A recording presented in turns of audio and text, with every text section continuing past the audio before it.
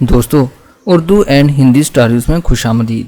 کہانی کو شروع کرنے سے پہلے آپ لوگوں سے گزارش ہے کہ ہمارے اس چینل کو سبسکرائب کر لیں تاکہ ہمارے آنے والی ہر نئی کہانی کا نوٹیفیکیشن آپ کو بر وقت مل سکے۔ دوستو، ہماری ہر کہانی سبق آموز ہوتی ہے، اس لیے اس کو زیادہ سے زیادہ شیئر کیا کریں۔ چلیے شروع کرتے ہیں آج کی اس کہانی کو۔ میرا نام عائشہ ہے۔ میرا تعلق منگل پور کے ایک غریب گاؤں سے تھا۔ یہ گاؤں بہت ہی زیادہ چھوٹا تھا۔ اس کے لوگ بہت زیادہ غریب تھے۔ یہاں پر زیادہ تر وڈیروں کا راج تھا اور لڑکیوں کو ان کے مطابق زندگی گزارنے نہیں دی جاتی تھی۔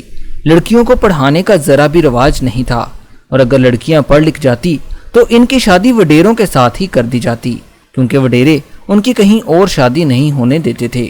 وڈیروں میں ایک نہیں بلکہ 3-4 شادیوں کا رواج تھا، اور ہر لڑکی یہی چاہتی تھی کہ اس کی شادی کسی وڈیرے سے نہ ہو، کیونکہ وہ لڑکیوں کے ساتھ ٹھیک سے برتاؤ نہیں کرتے تھے۔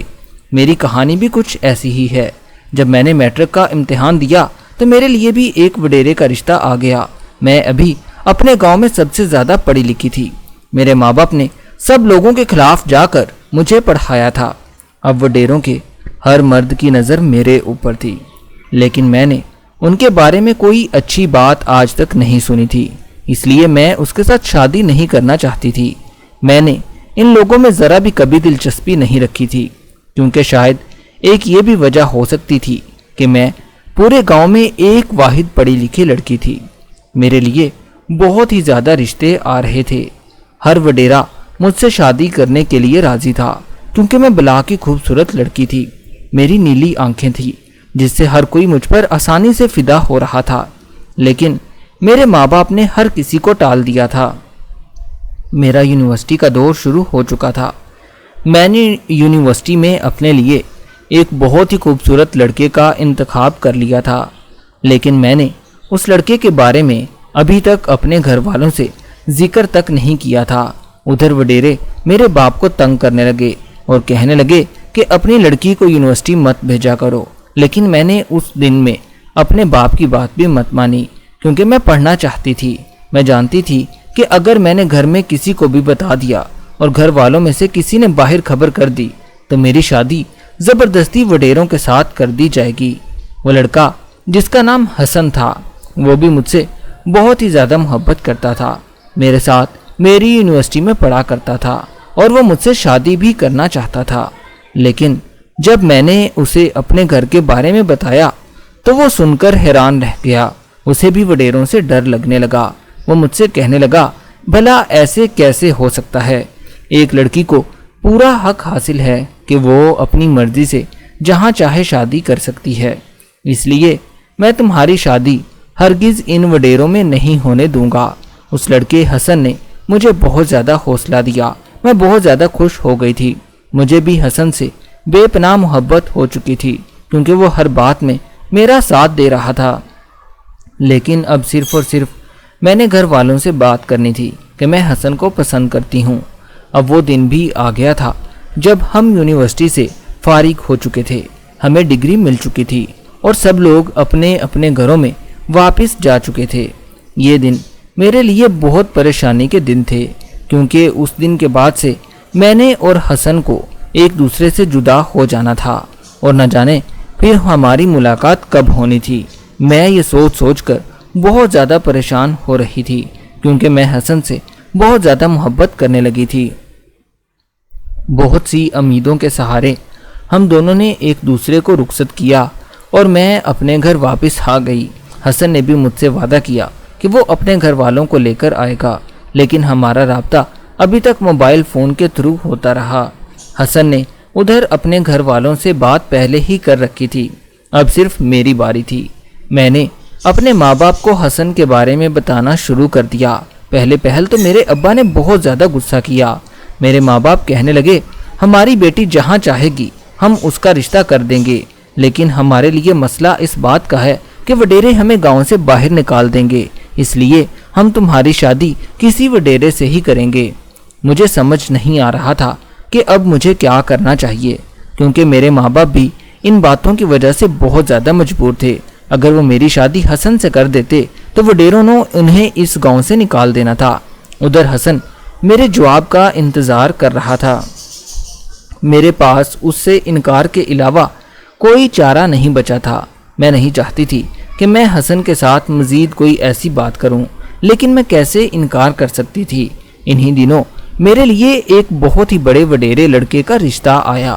وہ لڑکا ہمارے گاؤں کا وڈیرا تھا، بہت ہی زیادہ امیر آدمی تھا۔ وہ دیکھنے میں بھی بہت زیادہ خوبصورت تھا، لیکن ان دنوں میں تو حسن سے محبت کرتی تھی اور وڈیروں کے لڑکے نے شاید مجھے کسی شادی پر دیکھ لیا تھا۔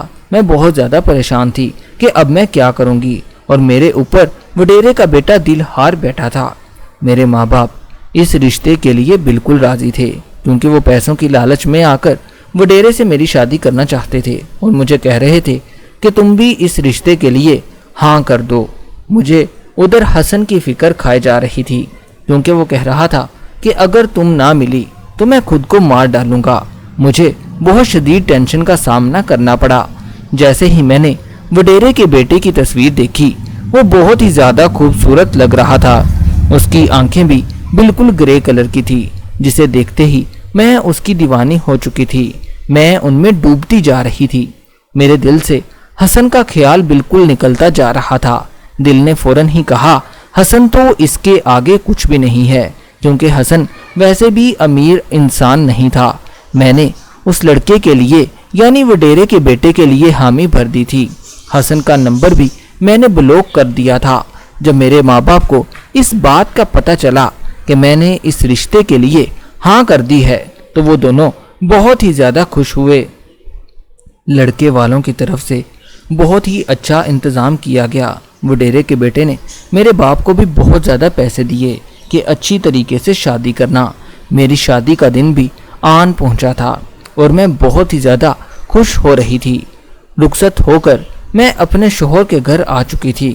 جیسے ہی میں اپنے سسرال پہنچی، میرا بہت ہی شاندار طریقے سے استقبال کیا گیا۔ یہ ایک بہت بڑی حویلی تھی۔ سب لوگ مجھے کافی اچھے لگ رہے تھے۔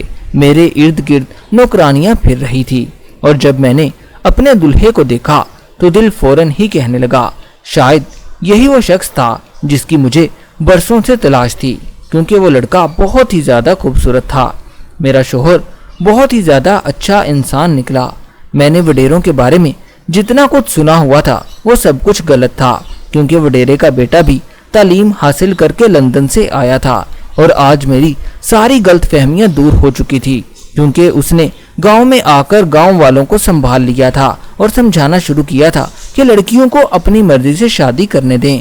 میرے شوہر کو پا کر میں نے سجدہ شکر ادا کیا کہ میں نے اپنے ماں باپ کا فیصلہ مان کر بہت ہی زیادہ اچھا کیا تھا، اور اگر آج میں حسن کے ساتھ بھاگ کر شادی کر لیتی تو میرے گھر والے کبھی بھی راضی نہ ہوتے اور شاید مجھے آج قبول بھی نہ کرتے۔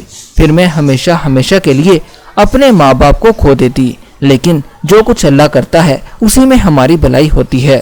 آج میں اپنے شوہر کے ساتھ بہت زیادہ ہنسی خوشی زندگی گزار رہی تھی، کیونکہ میرے ماں باپ بھی اس رشتے سے بہت زیادہ خوش تھے۔ دوستوں، کہانی اچھی لگی ہو تو ہمارے اس چینل کو سبسکرائب کر لیں تاکہ ہمارے آنے والی ہر نئی کہانی آپ تک پہنچ سکے۔